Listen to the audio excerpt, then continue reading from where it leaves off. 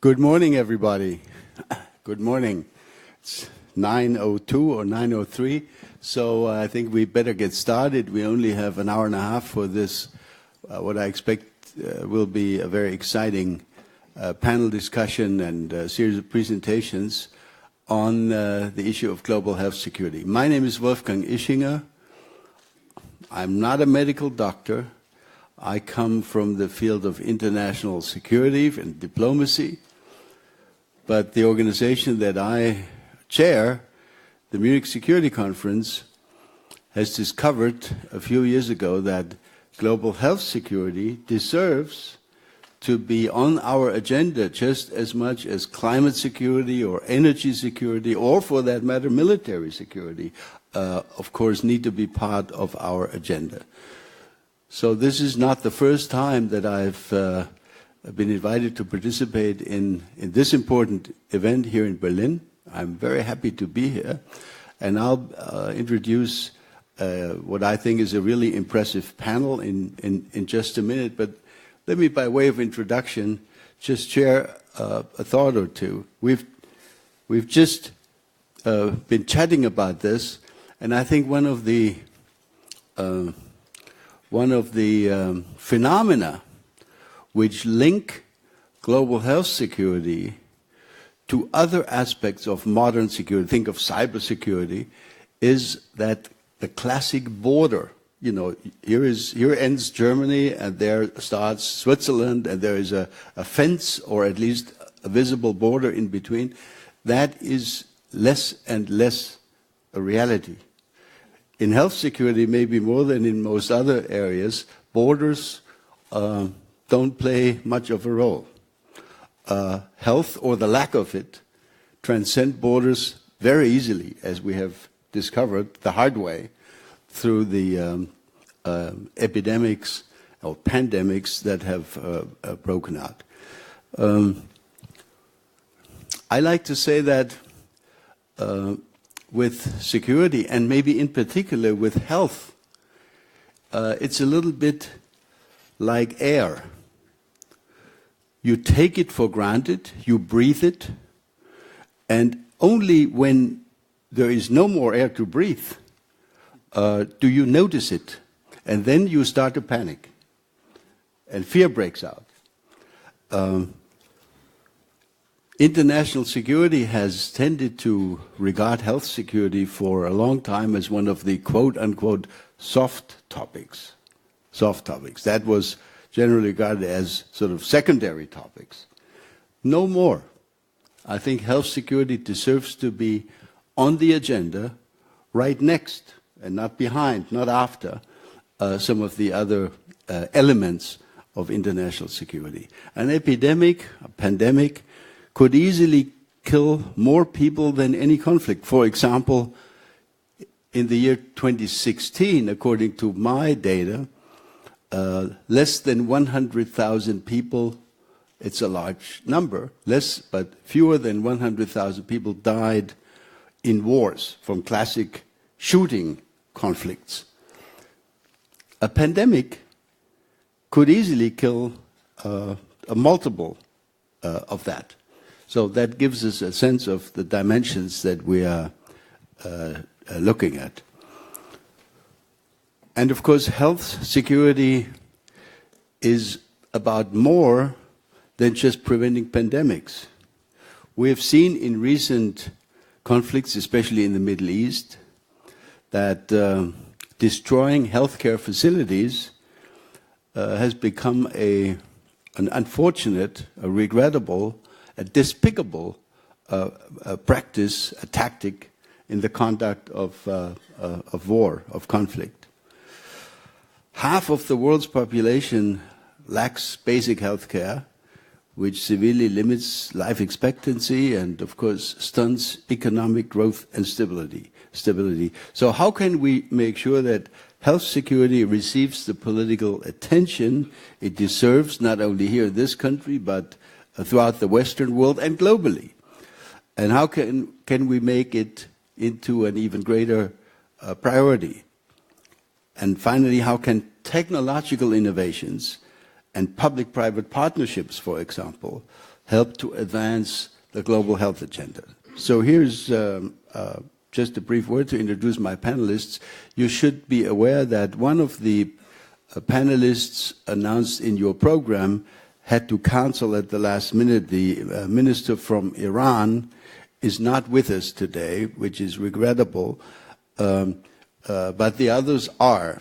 And I will introduce them in the order they will now speak. I'll start with Professor Charlotte Watts, sitting in the middle. She's the Chief Scientific Advisor to the Department of International Development called DFID, that is the UK. So welcome, Charlotte. Second speaker will be Peter Albiez, who is the CEO. He's actually a Berliner CEO of Pfizer Germany, over there. The next one is Seth Berkley, who is the CEO of Gavi, the Vaccine Alliance. He will be followed by Christian Drosten, who is to my far left. He's the director of the Institute of Virology at Charité, in other words, another Berliner, at least another resident of Berlin. And finally, Jaak Peeters, the Global Health of Johnson & Johnson Global Public Health, in the middle. And last not least, B.T. Slingsby, Executive Director and CEO of Global Health Innovative Technology Fund. And welcome to all of you. We'll start with Professor Watts. I think you have a presentation, so please, the floor is yours, Charlotte. Good morning. It's a real pleasure to be here. I'm just trying to pull up my presentation, but I can't even see it. So I want to thank the organisers for giving me the opportunity to present on behalf of DFID. I'm here to represent Minister Alistair Burt, who leads DFID's health portfolio, and he wasn't able to attend today, but asked me to really pass on his best wishes, but also his commitment to tackling global health security as an agenda. The UK government gives very high priority to global health security. There are many examples over time of outbreaks that have swept the world and killed millions. I think the most recent one that really was a wake-up call for the community, the global community, was the 2014-15 Ebola outbreak in West Africa. This plot on the left just shows how quickly Ebola spread. So if you look at from when WHO first notified about the outbreak in March 2014 to 2015, December 2015, the end of 2015, where we see cases documented in many different countries. And if you look at by the end of the outbreak, more than 11,000 people had died across 6 West African countries. So I think this outbreak was a stark reminder of how rapidly disease outbreaks can spread, but also really the importance of preparatory action, early action, and for the global community to really step up and tackle disease outbreaks where they might occur. If we look forward and we think about how the threats potentially look like in the future, clearly, if anything, the situation could get worse. The risk could be more extreme. This plot on the right is just a map of global air and boat transport systems. We're increasingly a connected world, and so the opportunities for infectious diseases to spread very rapidly around the world, if anything, is increasing. We also have large trends in population growth and urbanization. And so our classic approaches to tackling new outbreaks of disease, which is often around contact tracing, finding people who might have had contact with somebody's infection, is going to become increasingly difficult. I think one of the lessons from Ebola in West Africa, for example, is the epidemic really started to get out of control once it hit larger urban areas and where our standard approaches became less easy, less effective. We also have, along with population increases in density and urbanization, increased risk of zoonotic disease. So this is risks of disease transmission from animals to humans, be it species like bats, but also potentially as a result of the intensification of farming. And then the other threat that we have, a very strong threat, is the threat of drug resistance. And so the drugs that we might use conventionally to tackle diseases are becoming less effective as resistance becomes increasingly prevalent. So if we think about global health security, we aren't thinking about if we get a new outbreak. We should be thinking about when we get a new outbreak. And I mean, the current Ebola outbreak that we have in Kivu in DRC is a stark reminder of that. We now have more than 200 confirmed or probable cases. We are looking at a potential risk of spread to neighboring countries, that potentially is Uganda, Rwanda, South Sudan, and so on. And what we're seeing particularly play out in the current Ebola outbreak is the challenges of mounting an effective response in settings where health systems are weak, where the contexts are insecure and fragile. The response is particularly difficult in this current outbreak because of those sorts of factors. And so if we're going to be serious about global health security, we need to strengthen systems to anticipate, prevent, prepare for, detect, and respond to health threats. So what is the UK doing? We're doing a range of investments and activities to really try and support the global architecture and response. We're directly providing support to the DRC and WHO to respond to the current Ebola outbreak, and that includes providing support for regional preparedness. We're also investing in improving rapid response capability, both by supporting the World Health Organization and also shaping new financial instruments that mean we can quickly access resource and leverage resource to support a response where it's needed. We're supporting the research agenda by the WHO blueprint and investing in the development and deployment of new technologies, be they vaccines, rapid diagnostics, and treatments. So one of the new responses that we have to the current Ebola outbreak is the Merck vaccine, which we trialed during the West Africa outbreak. And in this current outbreak, we're for example, testing rapid diagnostics and improved treatments for Ebola. We think fundamentally as well, we need to have resilient health systems as a core component of global health security. And the UK invests in a range of its partner countries in strengthening health systems, and particularly in the least developed countries. And part of that in support includes international health regulations. We see drug resistance as an important aspect of the global health security agenda. And for this, we are supporting systems of strengthened surveillance, promoting stronger drug stewardship, again, investing in the development of improved diagnostics to identify where we have resistant drug strains, and also heavily engaged internationally, both the G7 and G20 on this issue. And lastly, we're in our own narratives and our engagement on global health security, we're very much promoting a One Health approach. We recognize that the risk from animal to human zoonotic infection is important risks that we need to tackle. And so we're not only investing in tackling human diseases, but also investing in how do we better become able to respond to animal diseases. Thank you.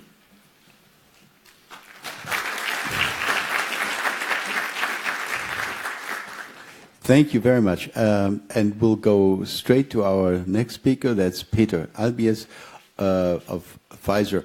It would be great if you could touch, I imagine you have a number of points to raise, but maybe you could touch on the question of which, if any, technological innovations are on the horizon that will change our ways of combating these types of threats and improve global health security. Peter. Happy to address. Michael? 1, 2, yeah. Yeah, thanks, Wolfgang, for your introduction. I will address that topic. So, yeah, good morning, everyone. Pleasure to be here. And maybe starting also with the point, it's a connected world we're living in. You touched on it. With all the opportunities, but with all the challenges we also face with that. And I think we realize that, never probably has been a time where global health security has been more important to create stable systems and environment. And, we realize that it's not just the crisis management which is important, but it's, about creating sustainable, responsive healthcare systems, which, we are able then to address and tackle epidemics which break out, but also create stable systems in countries, which is even much more than that. Clearly, no one can do it alone. I think that's also pretty obvious. We realize that it needs collaboration and partnership. I think that is the key.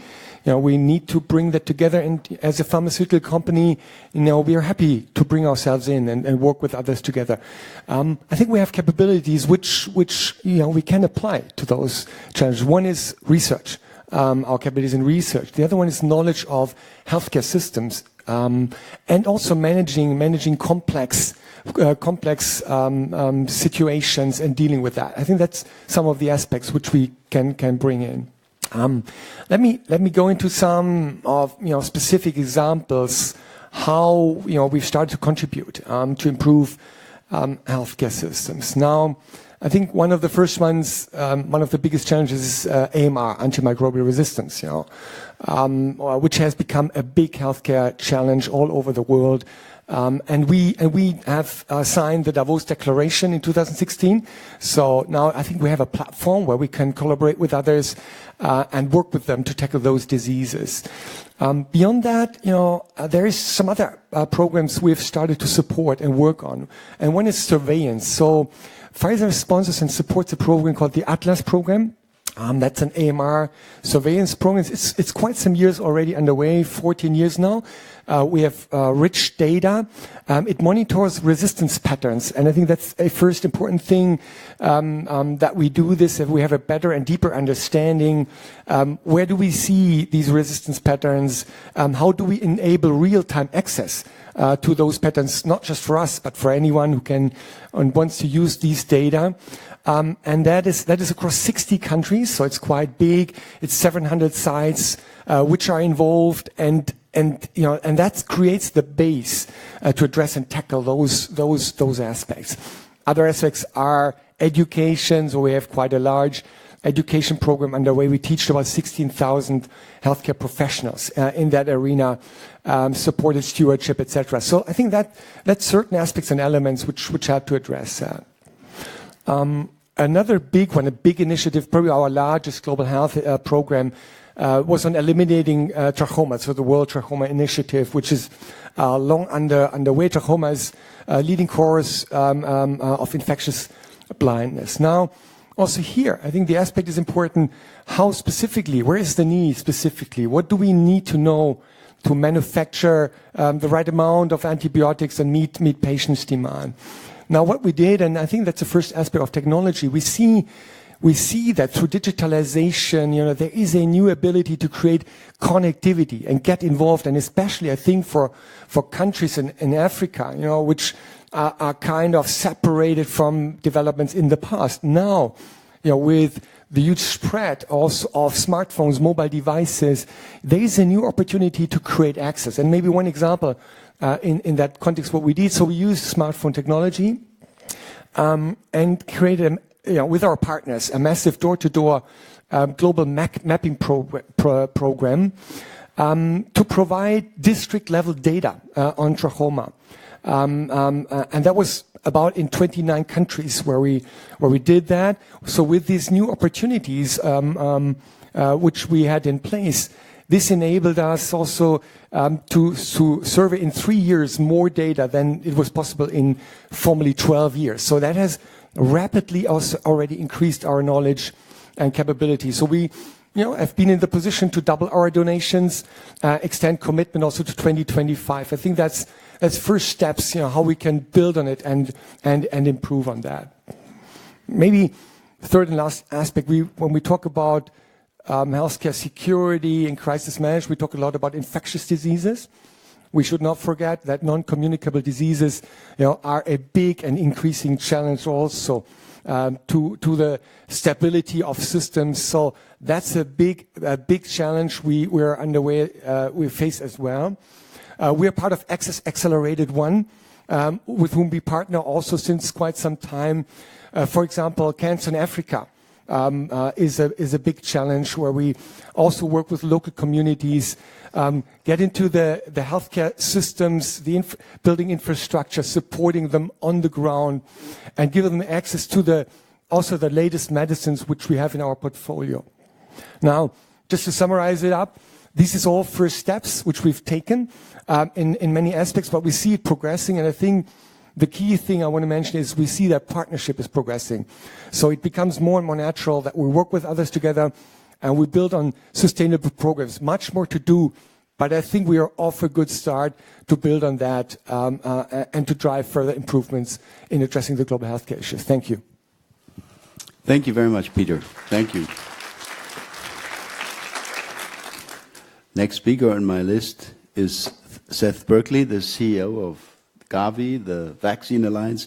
I'm not sure how well known Gavi is among the German public, so this is your one and only opportunity, Seth, to do a little bit of advertisement. Here we go.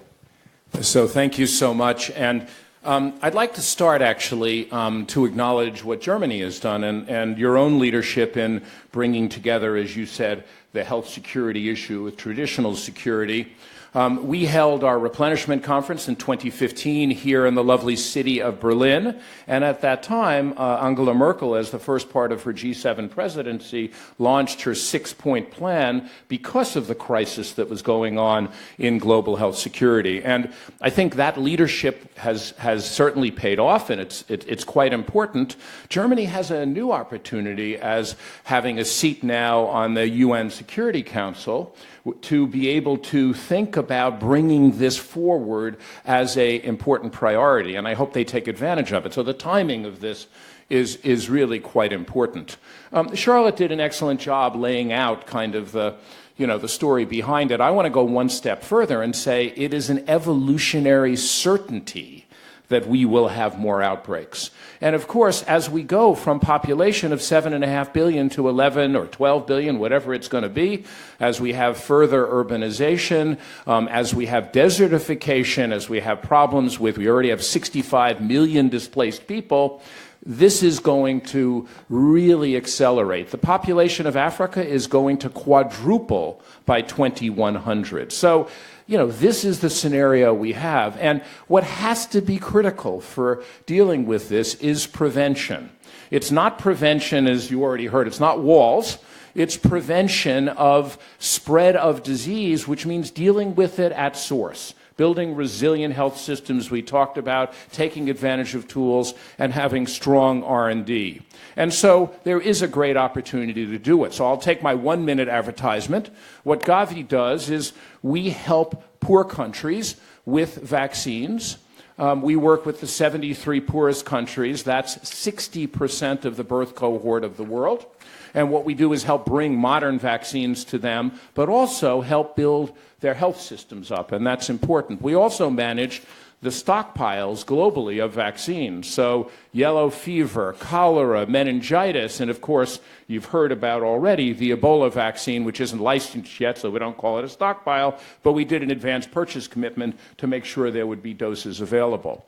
Now, why is that important? We spend about $500 million a year on global health security prevention by rolling out vaccines, but we are failing in this area. If you look at the JEEs, these are the joint external evaluations, of the 65 countries who have done it, only 14 so far are seen as well prepared. This is a real problem. I don't need to tell this audience about what's happening with measles. Here's a really easy to spread disease that is now increasing. We have the highest rates of measles in Europe. In Europe now, we've had in a decade. This is really showing the failure that's occurring. And of course, flu is the example of what can happen. It's the 100th year anniversary of the flu epidemic, and that flu epidemic killed between 50 and 100 million people. Now, if you amortize that to today's population, that would be unbelievable. So we are not doing a good job. Now, just to give you one specific example, I'm going to drill down to a disease, yellow fever. Yellow fever is not something we've seen a lot in Europe. In the U.S., actually, the capital had to get moved out of Philadelphia in the early parts of the Republic because there was such a terrible epidemic there that killed 1/10 of the population. So this can spread in other areas as the vector moves, and the vector's moving because of global warming. Problem with yellow fever is we've had a vaccine since 1936 that works, one lifetime dose. Coverage is around 40% in the at-risk areas. It is not seen as a priority. That's the type of prevention we have to do. So recently we had an outbreak. There's one right now going on in Republic of Congo, but we had one in DRC, and the challenge with that is it takes a long time to diagnose. And as you're waiting to diagnose, disease spreads to other countries. In that case, it spread to Kinshasa, and we almost used up the world's vaccine. So this is about having global preparedness. One last example on yellow fever is Nigeria. Between 2016 and 2017, they had no diagnostics available. So they had a big outbreak going on. They had to send samples to a regional laboratory, expensive and slow. So what do we need? We need new marketplaces. We need incentives for R&D, and I know BT and others will talk about that. And in this case, we don't have a commercial test kit for yellow fever because it's not a priority. So this type of work is something that we at Gavi believe can be done. We've done it with vaccines and brought manufacturers from around the world, driving prices down and increasing supply. We believe this can be done with diagnostics, with other tools, and the challenge is to make this into a marketplace with incentives in place to do it. And I'll just finish by saying I did a TED Talk on this a number of years ago, and the challenge has been there are some interventions and agencies. CEPI was recently set up to try to drive new vaccine development for these areas, but how do we make sure it cuts across all of the critical areas and the tools that you've heard from others? Thank you. Great.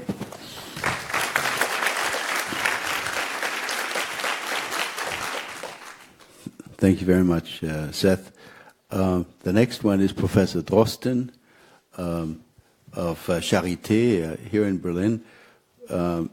Christian Drosten, tell us what keeps you up at night. Yeah, morning. Thank you. So I would like to give you some thoughts and some insights into questions we have in academic science. So I'm in this field since almost 20 years. And the field has changed considerably. So when I started, it was all about diagnosing. Now it's about predicting the next pandemic. This is a complete overpromise. It's an overpromise triggered actually by, let's say, the funding and providing parties to science. And some scientists have, in fact, come up with this idea that we will be able to predict the next pandemic. We won't. It will be impossible. The only thing I can tell you is about priorities that we can set and about some principal ideas that many of you may not have because you're not working on viruses. I do. So the next pandemic is likely to be caused by a virus, actually, not by a bacterium, because the transmission rates in viruses are just different. It will be probably respiratory. It may also be enteric. It will probably not be vector-borne because the ecological changes behind vector-borne transmission are on a longer time scale, and things like that we've seen with Zika will remain in the area of exception. So respiratory diseases are highest on the agenda. We have clear scientific evidence for respiratory pandemics in the past caused by viruses other than influenza. So don't close your eyes against threats that come, for example, from livestock. The livestock and the respiratory and enteric viruses of livestock are highest on the agenda for virus emergence. We have this chain of emergence concept, and for every single disease, you can, in fact, try to pinpoint where we are in this chain of emergence. We start from animal reservoirs, come to first human cases, then to limited outbreaks often occurring in hospitals, not in communities, and then into a pandemic triggered by changes in the virus. We have two major changes that have to occur before a virus becomes a pandemic agent. One is it has to trigger sporadic acquisition. We have no idea at all how often sporadic acquisitions occur. This is one of the most important research issues we have to address before we can even think about predicting the next pandemic. The other thing is human adaptation, and we have some good concepts in evolutionary biology, how viruses adapt and which parameters have to be modified to make a virus more adaptable. But the public, including the political public and the funding sources, usually have no idea about this and still speak about RNA viruses to have higher error rates than DNA viruses, therefore being more prone to emergence. This is incorrect. I will try to give you a few examples, just two examples to trigger your imagination. One is this. We have bats in Africa. If we investigate these bats, so the reason why we do this, by the way, is because they form such large and dense social groups. There are no other animals, other mammals on the planet except bats that form social groups more than a few 100,000 in one place. There's one exception, recent exception, that's humans. And if we investigate these humans that are living in the same place, and they are all in contact with bats, bats fly over their heads and drop their feces on them, we know the viruses in these feces.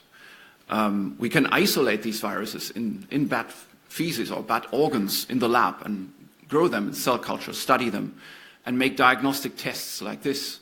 Simple immunofluorescent tests. For example, the study here describes 50% of antibodies in the bats we studied, and then swine in contact with them, 30% of them have antibodies. And humans exposed, 11% have antibodies, and non-exposed humans, less than 1% have antibodies. These are people living in the same area but not physically exposed to the bats. So this is a virus that is obviously transmitted to livestock as well as to humans, but this is not a virus known in medicine. It's a new, completely new, undiscovered virus up to that point, and has never been reoccurred, and is still occurring in this area. So these host switches, these sporadic spillover events, they are prevalent. They happen all over the place and all of the time. Think about this. So it's not about detecting the random initial event. We don't have to detect this. It's bogus. We can spend millions of dollars in detecting the first case of a new virus infecting humans, but it will remain the first case. It will burn out after 2 or 3 generations of transmission. Another example is here. This is more at the brink of really an epidemic. This is SARS coronavirus. You have a clade of viruses here, and this is the entirety of the human pre-pandemic in 2002, 2003, and this is the matching animal reservoir here. We know these viruses in the phylogenetic tree. What many people here in the room may not know, there have been more cases in humans. For example, these 2 cases, this describes 2 cases, they occurred half a year after the end of the SARS outbreak, and they come from a genetically unlinked clade of viruses known in animals, by the way, in the same animals in civet cats that are being used for production of fur in the garment industry. This is the most likely real source of SARS coronavirus. And this is an unlinked transmission, so SARS has already reoccurred, but it hasn't been relevant. So the question is, what's actually relevant in terms of predicting the next pandemic? And are we giving too much attention to the prevention of this sporadic virus acquisition? This is a really considerable question that politicians and funding parties should ask. The question actually is what makes a virus spread, and not what makes a virus escape the animal reservoir.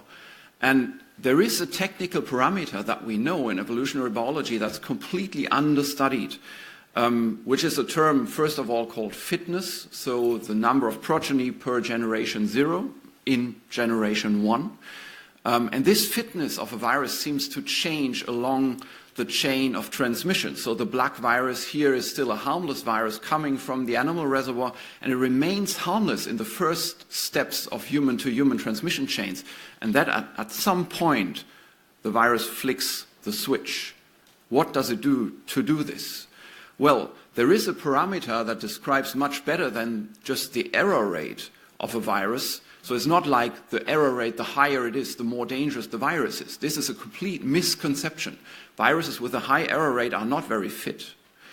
The parameter that really drives the propensity of a virus to adapt is the transmitted virus dose. So the number of infectious viruses transmitted along every arrow here in this transmission chain.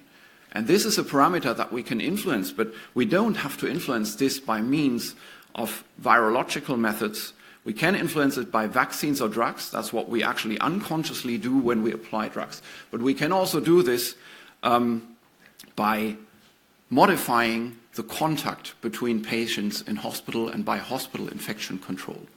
And this actually is the sole sharpest sword we have in an ideal world really being committed to preventing the next pandemic. So what we need from science is studies of the quantity of sporadic acquisition and probably finally the insight that sporadic acquisition occurs all over the place and thereby is not really the relevant trigger of a pandemic. And what we also need is more quantitative data on virus adaptation.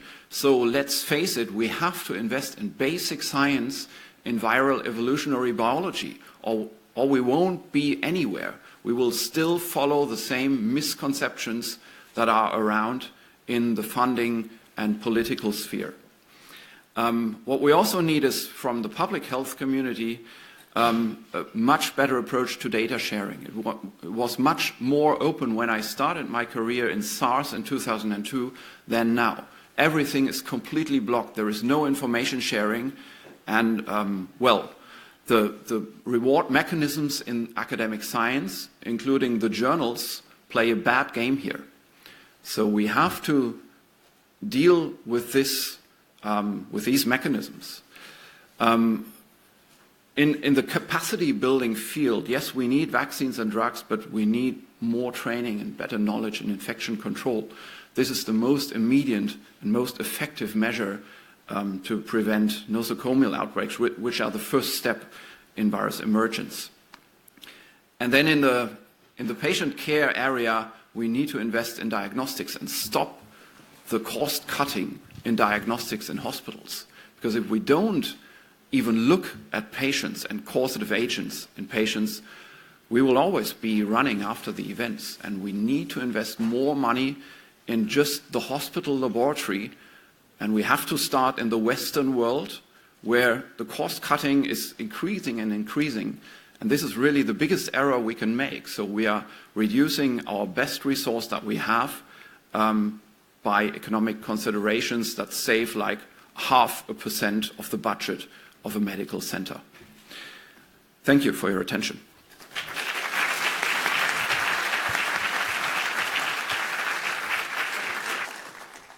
Thank you very much. Lots of food for thought. Could you please specify or explain to those of us who are not sufficiently familiar with the reward mechanisms in academic science, what the negative or what prevents these reward mechanisms from data sharing? Could you explain that? Well, yeah, I don't know what this is. No, just talk into it. It will. Yeah. Okay. Well, it's simple. Pandemics or epidemics are about swiftness of reaction. But if the essential data are withheld for half a year or 1.5 years or 2 years, as in case of the Ebola outbreak, the sequences, to get into Nature or Science, because these journals want the hottest information and the biggest press notice, and they will not accept a paper unless it is really new, then the novelty has to be withheld by scientists. Because unless scientists publish in Nature or Science, they are out of money.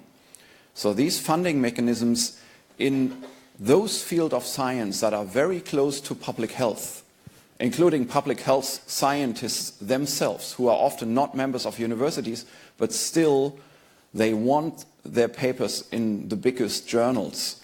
Well, I think we can't really address the journals because this is a market. We can't change a market of information. But we can change the funding mechanisms in science, and we can make scientists who are working on topics that are relevant to immediate public health decisions, we can make them financially more independent of these financing mechanisms. Okay, thank you very much. Before we go to Jaak Peeters, are there any sort of two-finger interventions on this? Anyone who wants to? I just wanted to make a comment about journals. I mean, I think journals are recognizing that as an issue. So when you did see the West Africa outbreak, journals did collectively put out a statement saying that actually they wanted data to be shared and that that wouldn't jeopardize publication. So I think there are things that change, but we need to accelerate that change. And I agree that actually donors have an important role in creating the right incentives. Okay, Seth, please. I'm sorry, I just have to reply on this. Just have to say, these statements are out, but this is not practice. Well, I was going to say that it is a challenge, I agree. There are mechanisms. I mean, now all journals have said, for example, you can publish things in Morbidity and Mortality Weekly Report or other types of public health journals that are critical for a public health response and still be able to publish in these journals. What's interesting is in physics, there's a completely different model where people, publish hypotheses and build on it in open source journals. And there's been a lot of discussion. Should the biologic community move in that direction so that, you can basically move things given you can almost self-publish onto the web, critical things build on each other so that science can move at that speed rather than delay publications. But it's this is a whole nother session topic. So. Okay, great. Very, very interesting. Next one is Jaak Peeters. We go from academic research back to our public-private kind of partnership from a private company. Johnson & Johnson, please. Thank you, Wolfgang, and good morning, everybody. And I really would like to start first with a few words about that Johnson & Johnson Global Public Health Organization. It's a complete new team that was set up about 3 years ago. It's separate from our commercial units, but it's also separate from the philanthropic endeavors. It's in the middle of it, and it is really set up. It's a fully dedicated group, including own R&D, that is focused to discover and develop, but also to deliver to the patients new products, new innovative medicines or vaccines that are relevant for the patients in lowest income countries. So the mission of the team is that we really make new drugs or new vaccines that have the potential to save lives or to cure the patients or to prevent infections, that we make them available, especially affordable, but also accessible to the patients who need them most, the most underserved patients in resource-limited settings. Our focus areas at this moment in full implementation is multi-drug resistant TB, where we have a new medicine, the first since the last 40 years, in fact, to treat multi-drug resistance. Also HIV, dengue, mental health, also non-communicable diseases we're looking at. And then new vaccines are in development in the field of HIV. Ebola is in the works. And we have also a Zika vaccine. That's a little bit the portfolio and the relatively new approach to it from a pharmaceutical company like ours. Now, about the topic of this panel, I think that there are a lot of learnings from the Ebola crisis in West Africa 4 years ago.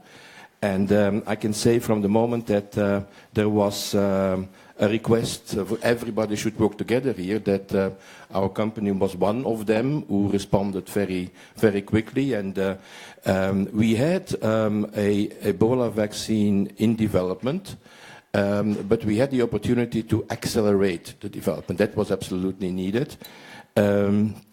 So our own board of directors has put immediately $200 million on the table to do that acceleration. But that was, of course, not enough. It was fantastic to have very strong partners in the European Commission through IMI, but also through BARDA, from linked to the US health services, that matched these fundings, so that we really could continue the studies. We have now about 10 studies going on, and the implementation partners is the London School of Hygiene and Tropical Medicine, who is doing the studies in West Africa, and INSERM is doing the studies in East Africa. And we are now at the moment at the situation that we are ready to submit for approval at the FDA and EMA.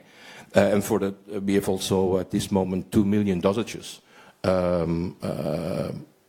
in the fridge, so to speak, for emergency use when they are needed. So far, of course, can only be used in the frame of a clinical trial.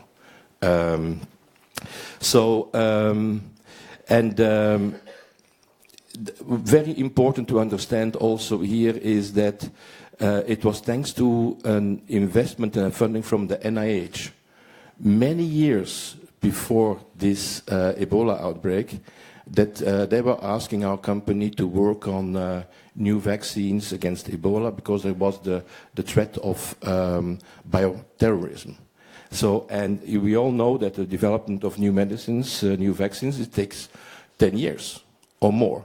These things, we could only accelerate this because there was already investment done many years before that. And I think in that sense also, and Seth already mentioned it, the installation of CEPI was a very important initiative and consequence of the Ebola crisis, where in this initiative, this coalition for epidemic preparedness and innovations, were based on a priority pathogen list was made by the WHO, that funding is foreseen for innovative companies who are trying to find new vaccines against these pathogens, all in preparation of something that, as we all discussed it before, at some time will come. And the idea there is also to bring these vaccines to the proof of concept level, so that they would be available for larger clinical trials to be used when an outbreak is coming. So I think that is an important initiative. And it shows us that when we have a concerted and proactive action from the different stakeholders, the public and private, that a lot can be achieved. But much more needs to be done. In any case, the prerequisite for this is that a disease is catapulted to the top of the global agenda. Otherwise, not much is happening. And in this respect, a last comment that I would like to make here in this introduction is that it's a little bit puzzling that another disease, which is much more deadlier, and that is TB, never got to the top of the priorities in the global agenda of the global community. And it's also linked to AMR, because 1/3 of the mortality in AMR is caused by MDR-TB. So that is why we as a company continue to focus on this and try to also develop newer, shorter, safer and simpler regimens to treat these patients. And again, there it is the same thing. I think that we need the toolbox that we have today is a bit outdated, and we need new diagnostics, new medicines, and new vaccines. The good news also a couple of weeks ago that GSK published phase 2 data on a potential new vaccine next to the new drugs that we have developed. So there's the field is moving, and also last week of September, in New York at the UN high-level meeting on TB, it was an important declaration, but also a recognition that we have the private sector and the public sector have to work much better together, that both have their shared accountability and responsibility. From our side, new innovations should be developed, and we will do that. On the other hand, it was said several times here also, we need also strong healthcare systems. We need trained healthcare providers. We need improvement of the regulatory systems, and so on and so on. And only when these two things come together, we will be able to provide much better outcomes and to also prevent infection outbreaks in the future. Thank you. Thank you very much, Peter. We have two brief comments from Seth and from Peter. I just want to build on your comments because it's interesting. The Ebola product, you talked about the NIH investment, but you know, two public-private partnerships, IAVI and ARIS, invested in the original development of that vaccine, the cell line, the manufacturing, all of that, and those were broadly funded. So one of the challenges is how do you keep that effort?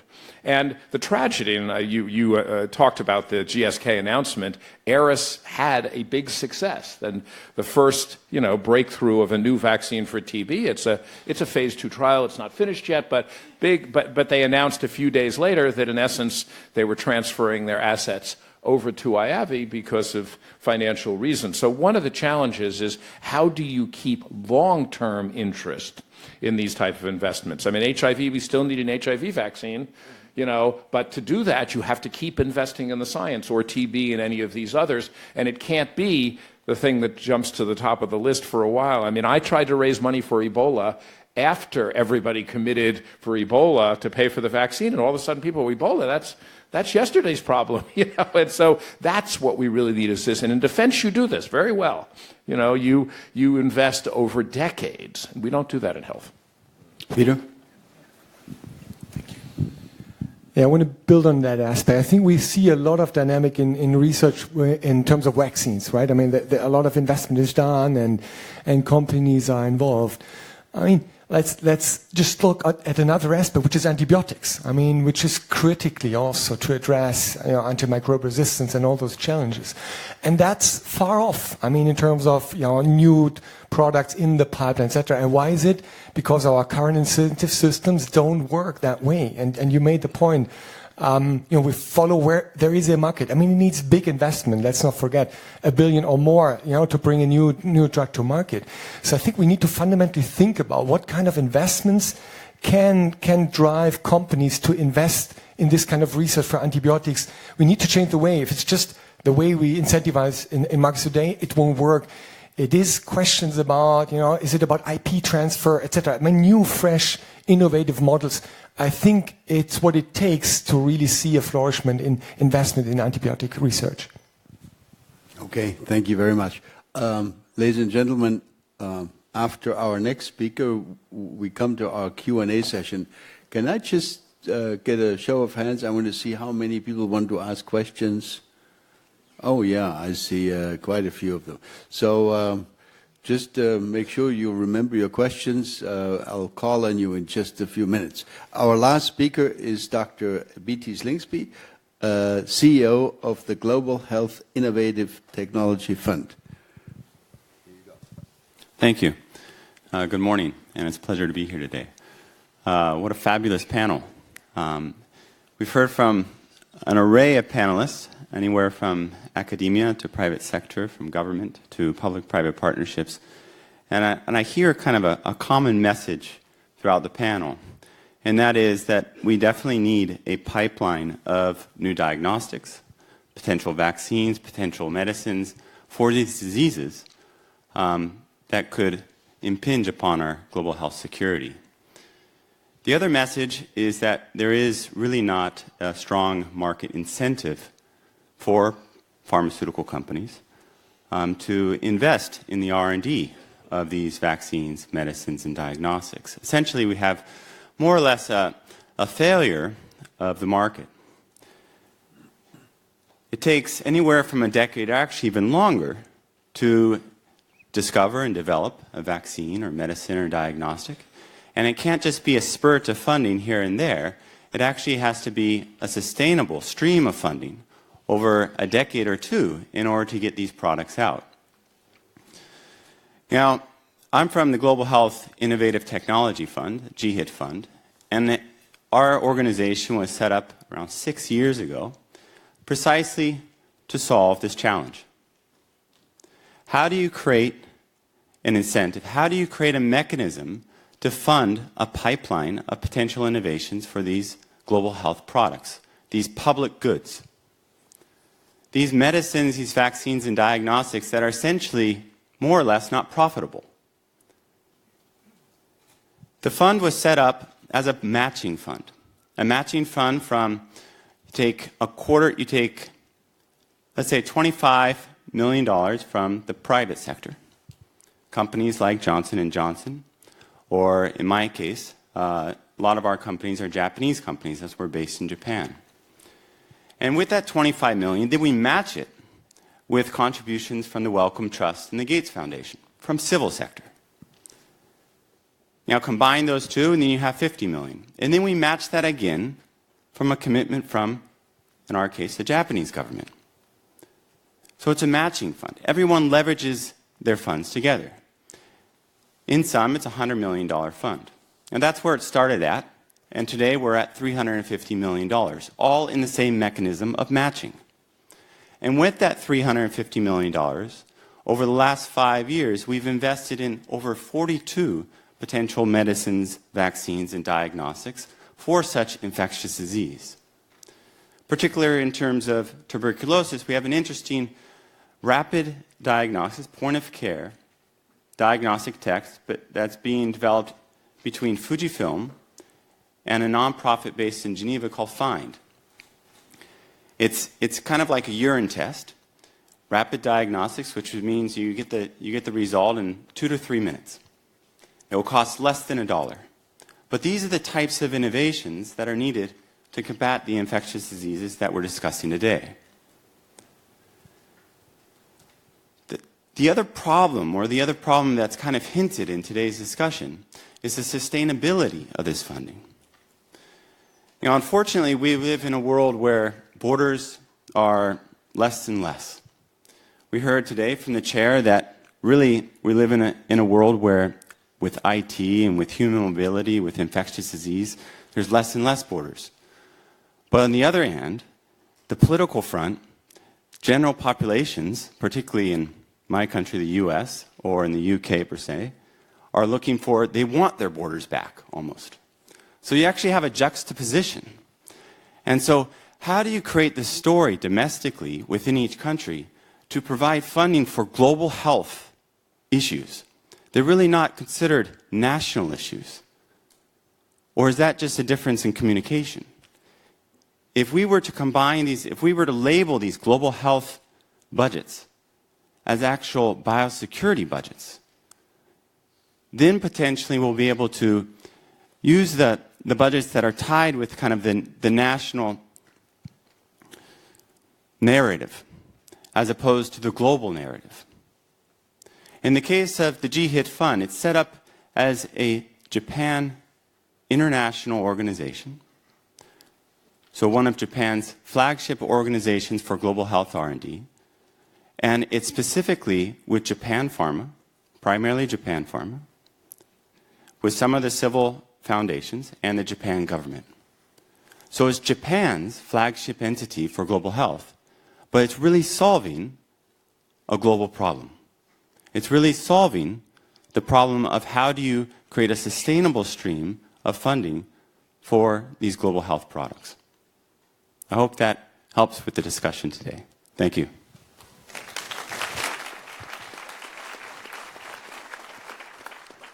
Thank you, and thank I want to thank the entire panel. Now we have about 20 minutes or so for Q&A. If you would be kind enough to, if you could identify yourself and tell the panel whether you ask a question of the entire panel or whether your question is directed to any one of the panelists.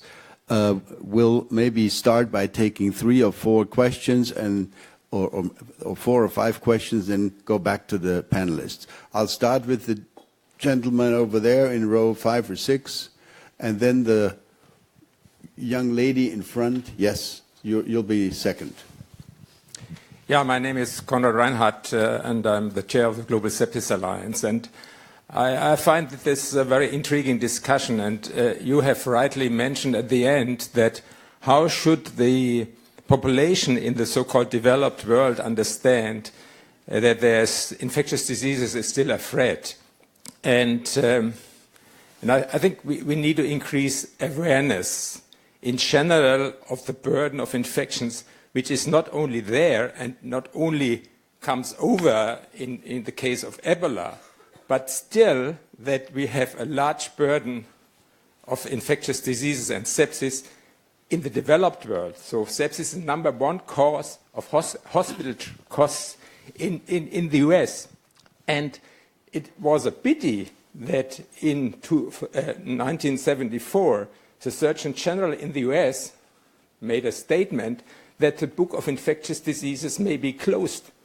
And everybody switched at this time to non-communicable diseases, which are also a challenge, of course, but it was forgotten that this burden was always there and did change. So I'm saying this because we need both in the documents of the Global Burden of Disease Report, and it will happen in the next Burden of Disease Report, where so far sepsis was only mentioned as neonatal sepsis, and we think currently that's only 6 million deaths from infectious, and there will come numbers which, because sepsis is finally a common pathway of every infection. So this understanding of these burdens needs to be increased, and then it's a #1 cause of preventable deaths by vaccination and other issues. And I think we need to convince policymakers on a global level, not only in the context of global health, but in health as such, that this is still an issue. And that's,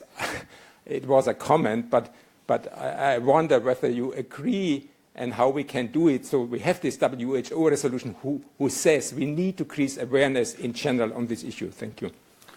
Thank you very much. Let's collect 3 or 4 and then go back to the panel. The young lady, yes. Hello, my name is Caitlin Ply, and I'm a medical student in the UK, and here is a delegate of IFMSA.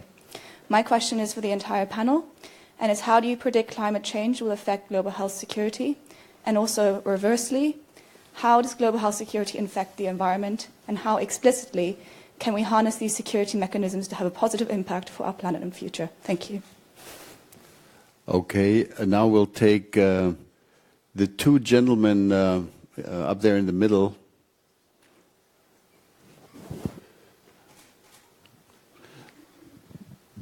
Yeah. Thank you. Please. Morning. Thank you very much for this panel. My name's Alex Peeters. I'm a surgeon from the U.S. And just to dovetail off the question that just came up, we've spoken for an hour about very interesting topics of infectious diseases. And my question is, what can we think of more broadly in terms of global health security? Are there other threats that we need to be considering beyond just pandemic risk? I can think of a few in terms of that apply to health system strengthening, but I'd like to see what the panel has to say beyond just this question of outbreaks. Okay, please. I'm Jeff McCaskey from DI Global Health, and I'd like to commend the panel. I'd like to disclose that I was involved with setting up the International Trachoma Initiative with the zithromycin donation. And my question's more for Charlotte and for Seth. With hopefully imminent success pending in polio eradication, there's a tremendous dislocation associated with the money that's now going to subsidize surveillance programs in many sub-Saharan African countries and in Pakistan, and that money will disappear. And I'm concerned about the politics of domestic resource mobilization and the global communities and what will happen to fill that void. I wonder if you two might have comments on that. Okay, we'll take 2 more questions here in the middle. There's a lady in the middle and the gentleman right next to her. If you two could ask your questions, then we'll go back to the panel.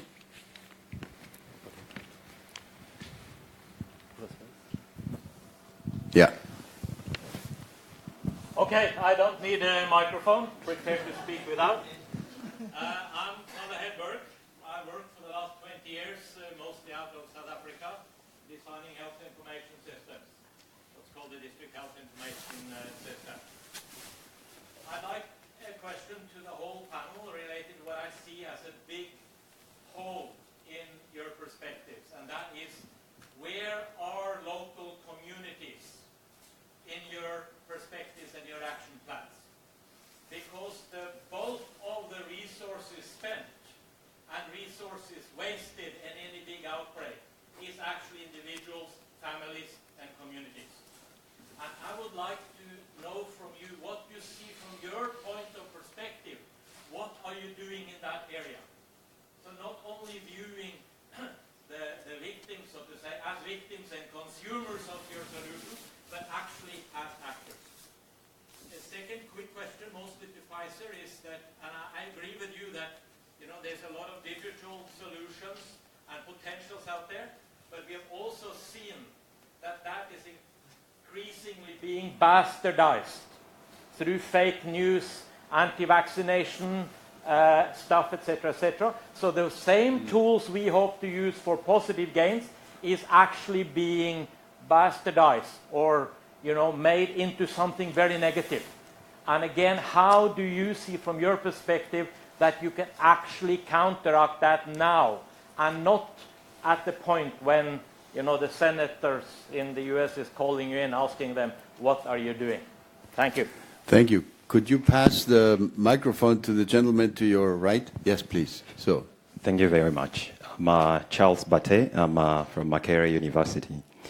My question goes to the entire panel, and it's how do we take this conversation to low and middle income countries? How do we take this discussion to Africa? Because the misconception is this entire global health security agenda is meant to protect the developed countries from threats that arise from developing countries. So what are we doing to create universal acceptance that global health security agenda is important for us, and how do we take that conversation to African leaders, to health practitioners in Africa? Thank you very much. Thank you. So back to the panel. I don't know who would like to go first. Seth, you look like you really needed to say something.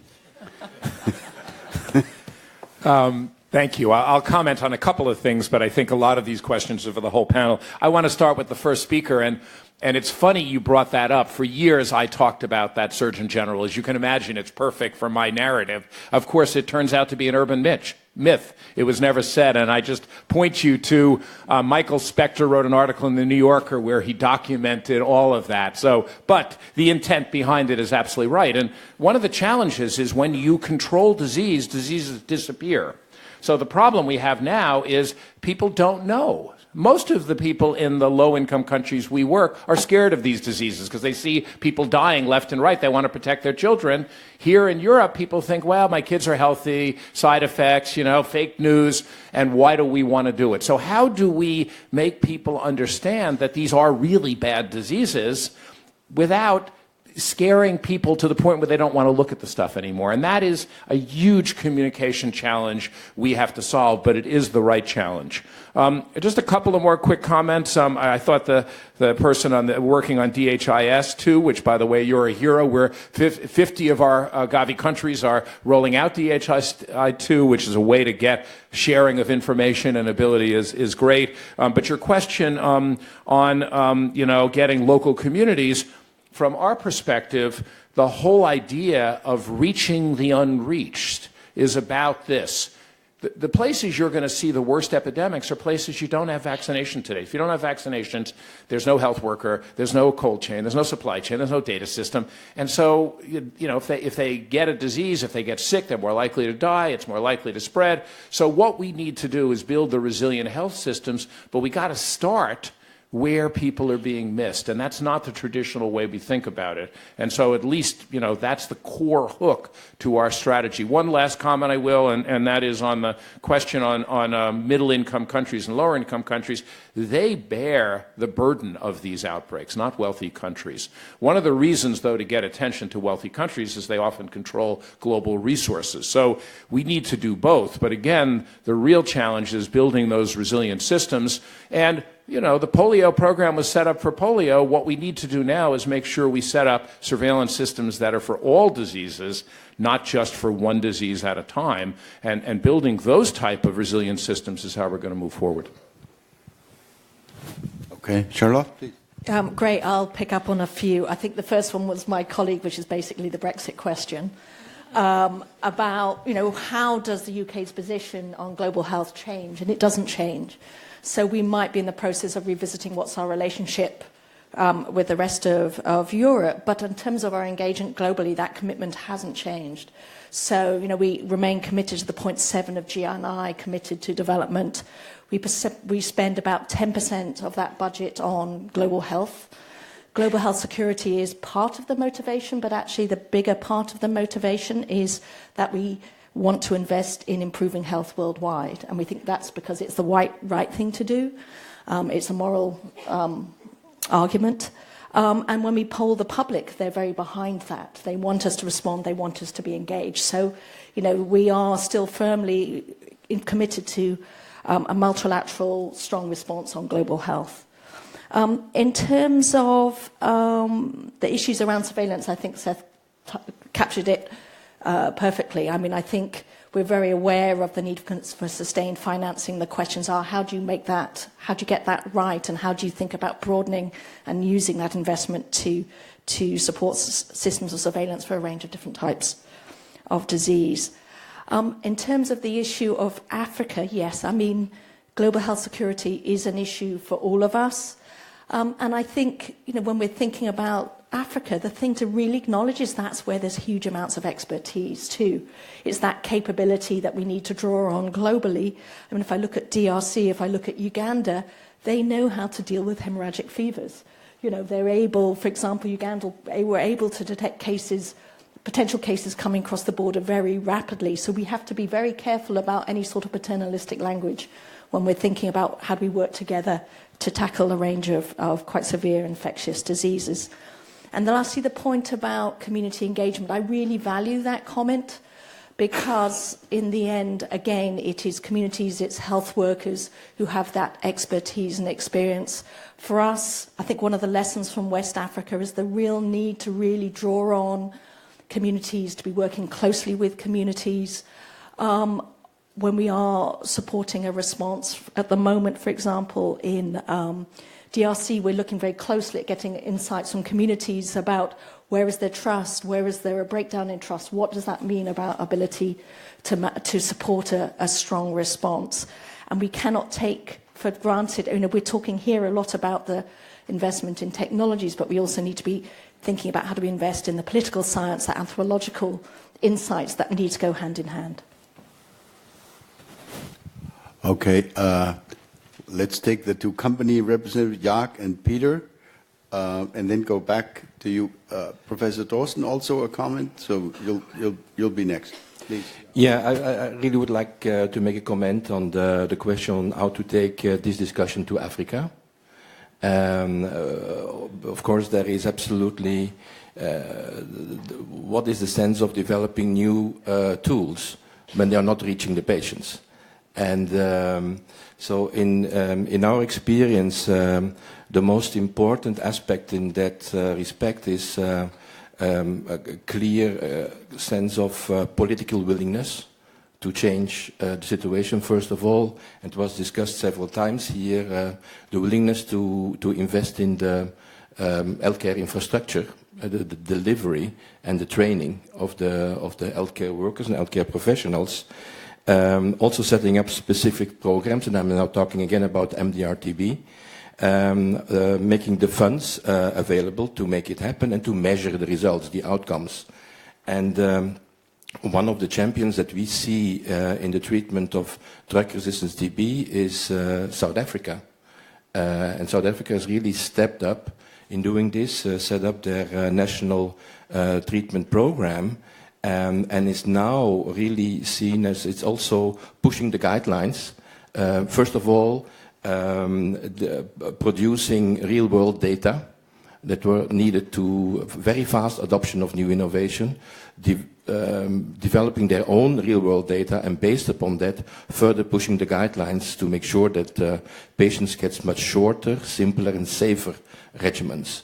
And that is in fact, by doing this, they are putting the benchmark for the rest of the world. And again, in our experience, the first thing is political willingness to change it, and then we can go a far way. Can I add a question that is probably a typical question from a non-expert? Since most of your comments and most of the questions seem to have focused, geographically speaking, on Africa, we're looking at a demographic explosion in Africa. It's going to be doubling or even tripling or quadrupling over this century. So who is going to win? The increased ability to create resilience and technology and better healthcare, or the higher risk of communicable disease through more people in less space and more transmittability of what's going to win? What's going to be the outcome of this? Who is going to win? Peter, you're next. That's a big question.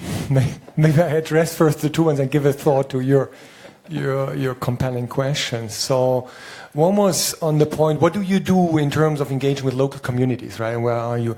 Maybe it's just a reflection on it. In terms of our engagement on cancer in sub-Saharan Africa, one is we work, as part of bigger initiatives and organizations, like Accelerated One. We also work with the Clinton ACS Association. And I think it's important because that creates scale. Access to medicine, it's important we create scale and work on bigger solutions. But complementary to this, and that's why I think the point is well made, that's not enough. So we need to be on the ground. And that's what we do. So we work with local partners in sub-Saharan Africa to build medical infrastructure. I think that's the first point within these initiatives. And also, and I think that's probably an important aspect for development as well, we work on creating research capabilities there. It starts low, but I think that can be a spark, to increase these capabilities in countries. So there's lots of initiatives, with Empath, with Pink Ribbon, Red Ribbon, on the ground with the local communities. I think we need to do both. The other question, I think, which is a fascinating one, actually. So now we're using all those smartphones and we connect people and communities. And what happens in terms of security? That's a universal question. That's present everywhere. Because imagine we get a world much more connected in terms of health. We're all connected, right, with health detectors, devices. Heart control, might be part of it. And what happens, in terms of cybersecurity, if hackers enter those systems? It gets much closer to us than information itself, right? It can address and be a risk for our health. So I would say this is a universal big question in terms of security of integrated health systems. Just can share, I had some conversation on that with a professor at the ESMT. They're working on that. And what I realize is probably there needs to be done much more in evolving ourselves in terms of true security of healthcare systems. It's a big question, maybe a good one for you, Wolfgang, as well, to put and integrate in that. And I would leave the bigger question to my colleagues. Professor Drosten, and then we'll go to you, BT.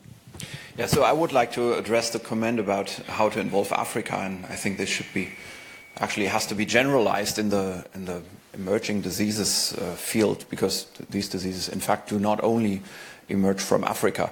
But in the broader context of global health, I think it's the perception is quite clear. There is a new generation of young people in Africa, especially at the universities, young academicians who are not actually prone to leave their countries, who want to stay in their countries.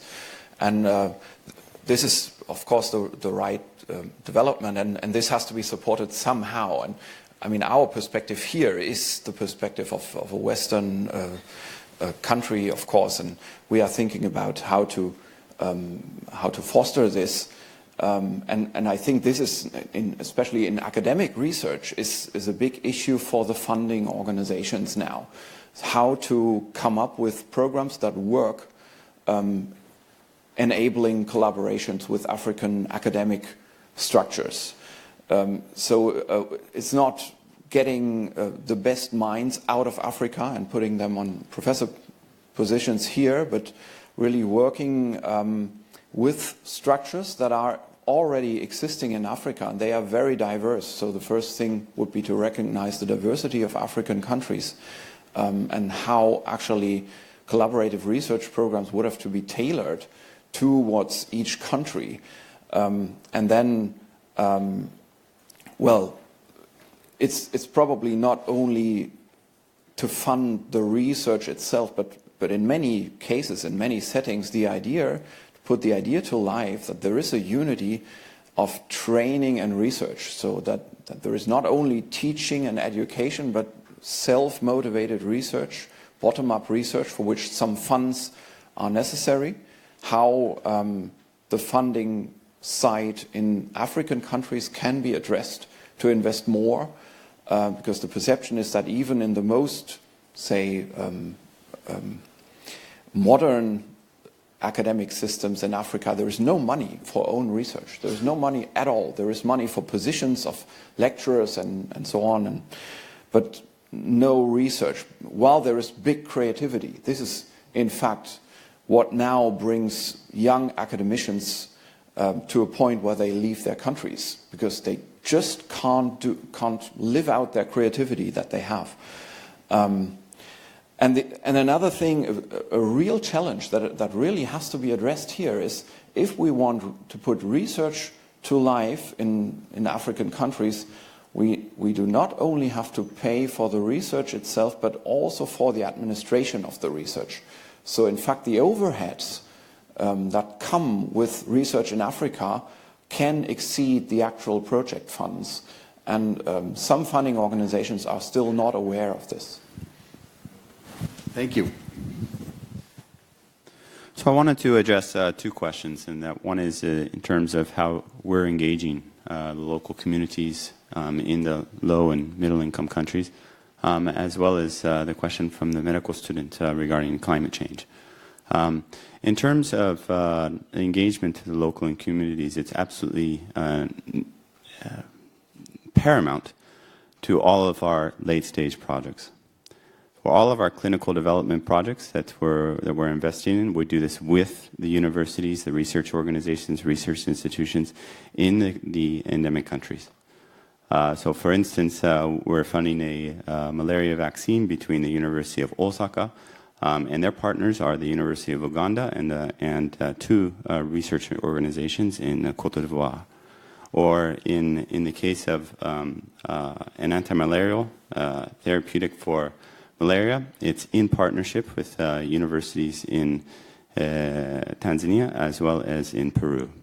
So it's essentially impossible to develop these products without the engagement of the local communities, without the engagement of the scientists and the researchers in these endemic countries. Without their partnership and without their engagement, nothing would occur. It is really the most paramount part of the work when potential products and potential innovations go into the later stage of the development. Next is in terms of climate change. I think that there is a significant correlation between the climate change and what you were asking in terms of global health security. For instance, I live in Japan, and it was only just about 3 years ago in which dengue had an outbreak in Japan, and that didn't occur for around about 70 years. So I think the issues of global health security, the issues of infectious disease, the issues of having to address these more global problems are just going to become increasingly within one's close perspective with climate change. Thank you. All right, Seth, please. I just want to, you asked a really fundamental question, and my argument would be that this is one of the great questions of this century. And, who's going to take that up? So when we have immigration, for example, there's a lot of panic, there's a lot of money spent, there's a lot of concern. This is about development, and it's about building academic institutions and research facilities. It's about building stable communities and health systems, and it's about building strong political systems. If we don't do that, then, you talk about what potentially might just not be global health security, but, security period is a challenge. And so I think this is, how we get people to focus on it. Go back to where I started, which is, I think this is a great challenge Germany has as a new member of the Security Council. They can bring these issues up and start these discussions in the Munich Security Forum and other places, because we need a reinvigoration of support on this topic. I think that was a great final comment. Ladies and gentlemen, let's give a hand to our panel.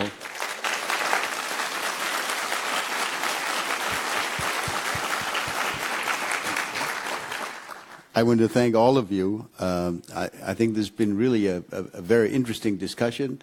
Thanks to the audience. We have actually reached our deadline with 1 minute leaving. So thank you very much for your discipline.